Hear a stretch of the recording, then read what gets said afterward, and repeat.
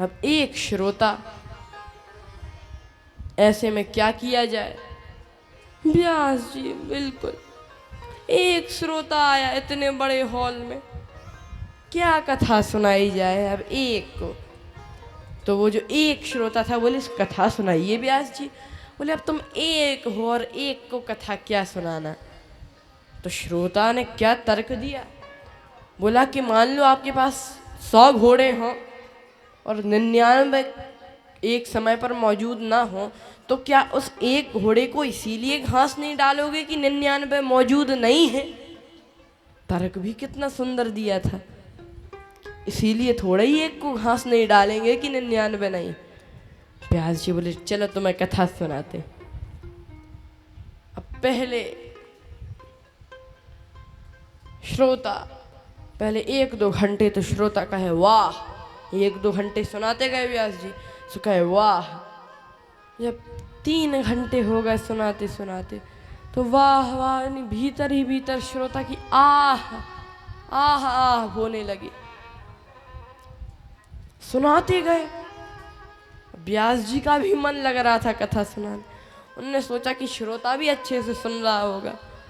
श्रोता 6-7 घंटे सुनाते गए और वो श्रोता उठ के भाग भी नहीं सकता, क्योंकि व्यास उसी के लिए कथा सुना रहा है, उसने तर्क ही दिया था उसी ने, भाग भी नहीं सकता वो श्रोता। 6-7 घंटे में श्रोता मरना सन। व्यास जी ने कहा क्यों भाई, तुम ही तो तर्क दे रहे थे कि क्या उस अगर समय पर 100 घोड़े में से 99 मौजूद ना हो, तो क्या उस एक घोड़े को घास इसीलिए नहीं डालेंगे कि 99 मौजूद नहीं है? अब तुम ही ऐसे कर रहे हो। सो हाथ जोड़कर बोला श्रोता कि महाराज हमने कहा तो था, लेकिन इसका ये भी मतलब नहीं था कि 99 की घास एक ही को डाल दे। कथा जितनी सुने मन से सुने।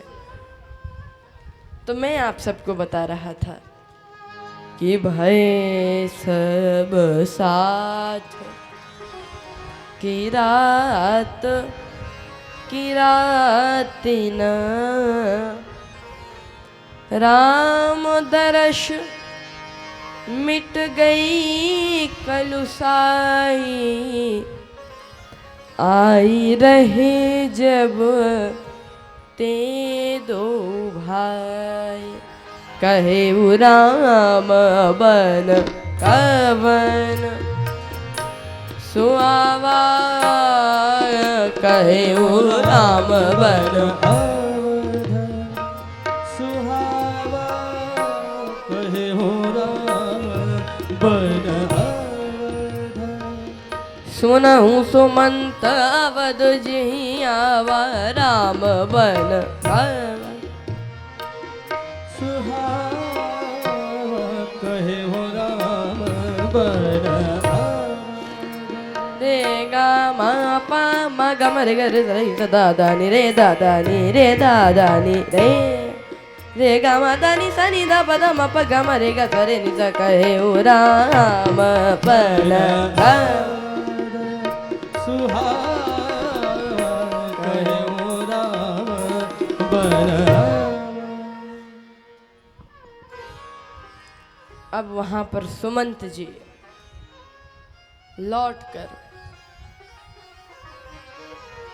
अयोध्या आए।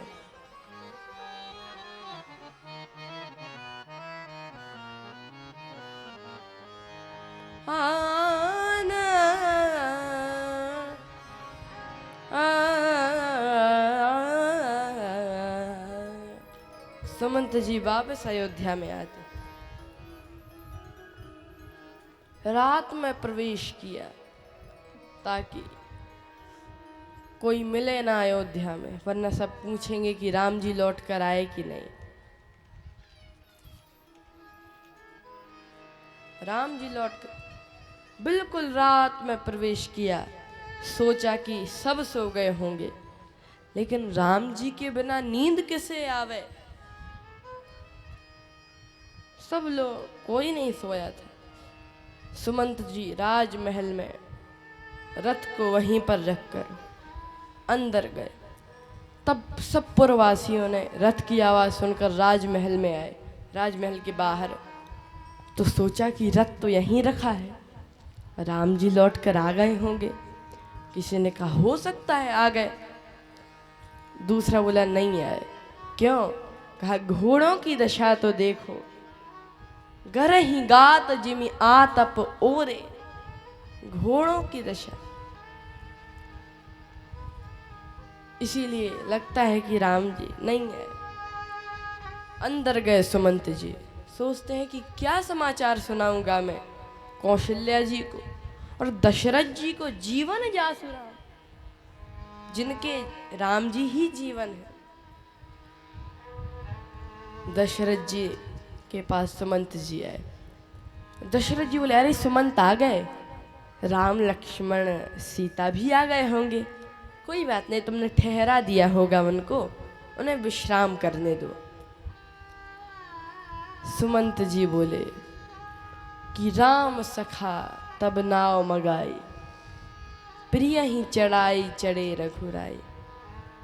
भगवान शंकर वो के आराध्य भगवान राम नाव में चढ़े। राम सखा तब नाव मगाई, प्रिय ही चढ़ाई चढ़े रघुराई। तो क्या हुआ, चले और राम जी कह रहे थे कि पिताजी को मेरा प्रणाम कहना, माता जी को। लेकिन लखन कहे कछु वचन कठोरा। सुमंत जी बोले कि लक्ष्मण जी ने आपके लिए कुछ कठोर वचन कहे थे, लेकिन बरजी राम पुनि मोहिनी हो रहा। सुमंत जी का यह उद्देश्य था कि लक्ष्मण जी ने कटु वचन कहे थे। सुमंत जी ने सोचा कि मैं कहूँगा, राम जी ने तुरंत मना कर दिया लक्ष्मण जी को, और सुमंत जी का यह भाव था कि मैं कहूँगा कि राम जी आपके खिलाफ कुछ सहन नहीं कर सकते, तो वो आपके बिना रह थोड़े ही पाएंगे, जल्दी आ जाएंगे, आप धीरज रखो। लेकिन सुमंत जी बोले कि लक्ष्मण जी ने कुछ कठोर वचन कहे। तो दशरथ जी बोले क्या कहे? बोले हम बता नहीं सकते, राम जी ने हमें सौगंध दिलाई है, लेकिन कहे। दशरथ जी बोले अपशब्द कहे होंगे, गालियां दी होंगी। हाँ, तो नाराज इसी पर होगा कि मेरे कारण राम बन गए। हाँ महाराज, इसी कारण। तो दशरथ जी बोले अब मैं निश्चिंत हूँ, अब मेरा राम 14 वर्ष वन में भी रहे तो भी कोई बात नहीं है। क्यों? कहा कि क्योंकि लक्ष्मण उसके साथ है। तो लक्ष्मण के होने से कहा कि जो लक्ष्मण श्री राम का विरोध करने पर अपने बाप तक को नहीं छोड़ सकता, वो दूसरे किसी को क्या छोड़ेगा। इसीलिए मैंने समझ लिया कि नहीं रह सकते। लेकिन सखा राम सिय लखन जहां तामोही पहुँचाहु, नहीं तो चाहत चलन अब प्राण कहूँ सती भा। दशरथ जी सोचते हार घुनंदन प्राण पीरीते, तुम बिन जियत बहुत दिन बीते। हाँ जानकी लखन हार घुवर, हाँ पितु हित चित चातक जैसा। राम राम राम राम राम राम राम।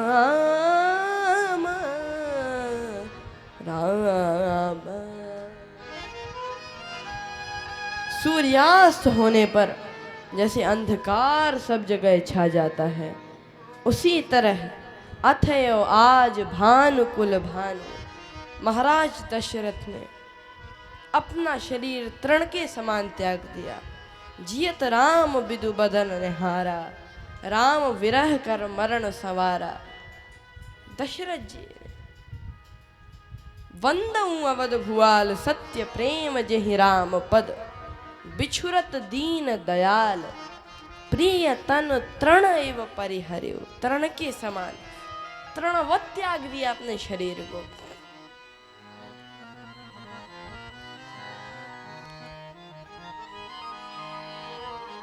और अब तो सोचा कि गुरुदेव आते हैं, ज्ञानोपदेश दिया। अब कहा कि जल्दी से भरत जी को बुलाया जाए। भरत जी ननिहाल में थे अपने नाना जी के यहाँ, और वहां पर भरत जी को तो देख ही रात भयानक सपना। जागी करहि तन कोटि कल्पना, मागहि हृदय महेश मनाई। कुशल मातु जन परिजन भाई। और प्रणाम, सेवक आते हैं भरत जी के पास।